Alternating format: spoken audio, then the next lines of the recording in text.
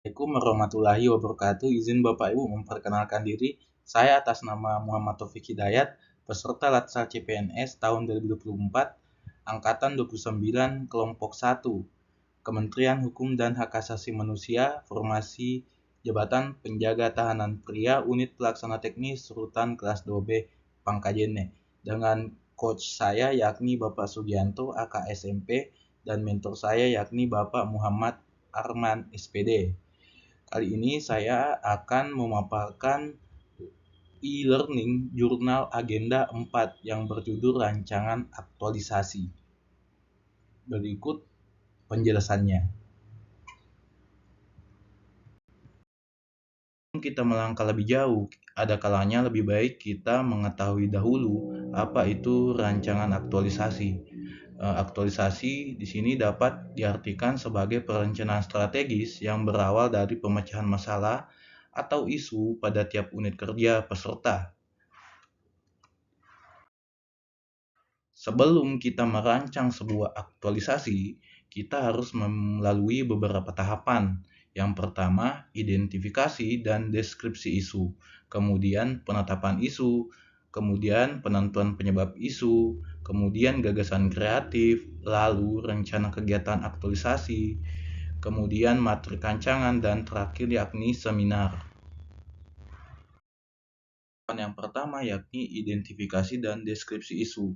Dalam tahapan ini kita memilih 5 isu utama yang kita akan angkat dan analisis untuk lebih lanjut. Dalam tahapan ini kebetulan selama masa orientasi sekitar 5 bulan lamanya di unit pelaksana teknis saya yakni Rutan Kelas 2B Pangkajene, saya menemui 5 isu utama yang layak dicari pemecahannya, yakni yang pertama, tidak termonitoringnya jumlah penghuni yang meninggalkan kamar. Yang kedua, tidak efisiennya manajemen petugas kunci saat memegang kunci kamar. Yang ketiga, pengelolaan kurve sampah yang buruk. Yang keempat, tidak adanya kesepakatan bersama antar regu pengamanan terkait aturan keamanan dan ketertiban. Yang kelima, terbatasnya visibilitas petugas jaga menara terhadap objek yang jauh. Kemudian, 5 isu yang diangkat tadi dipindahkan dan dipilah melalui metode APKL, yakni keaktualan. Artinya, isu tersebut benar-benar terjadi dan sangat hangat.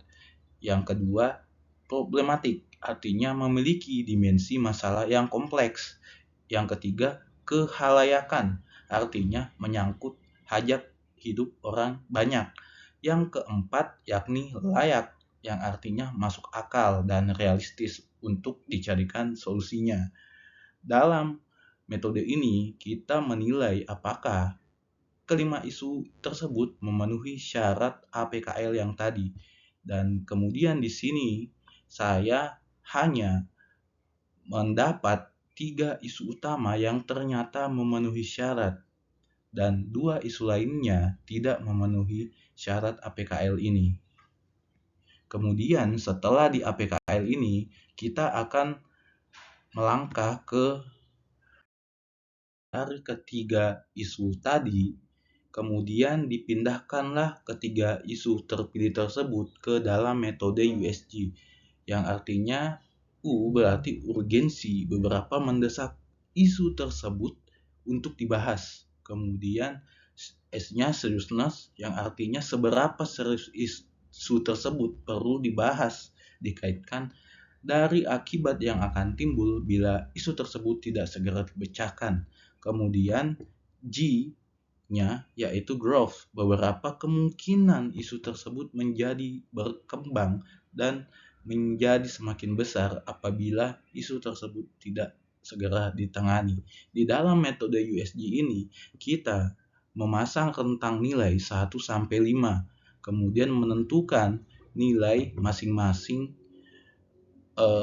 isu tersebut terhadap USG yang tadi. Di sini kemudian saya menyimpulkan isu yang akan saya angkat yakni terbatasnya pengawasan jumlah penghuni yang meninggalkan kamar berdasarkan metode USG mendapat nilai 14 dan menduduki peringkat ke-1.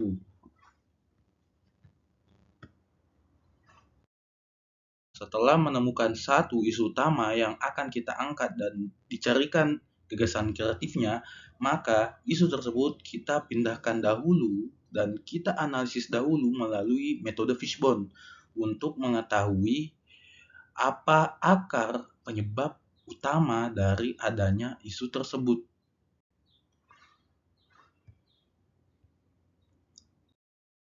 Nah, dari metode fishbone tadi, saya menemukan 4 akar utama yang menyebabkan isu tersebut dapat terjadi.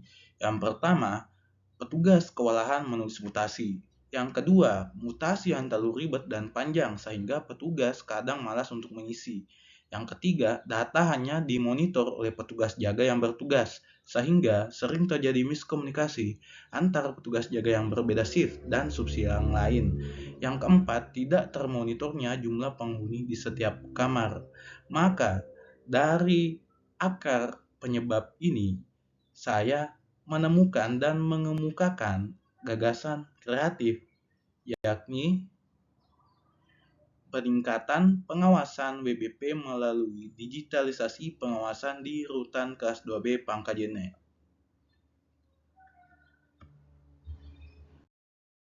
Kemudian, untuk mewujudkan gagasan kreatif tersebut, diperlukan langkah-langkah dalam pemecahan isu. Yang pertama, menghadap mentor untuk mendapat persetujuan terkait rancangan aktualisasi.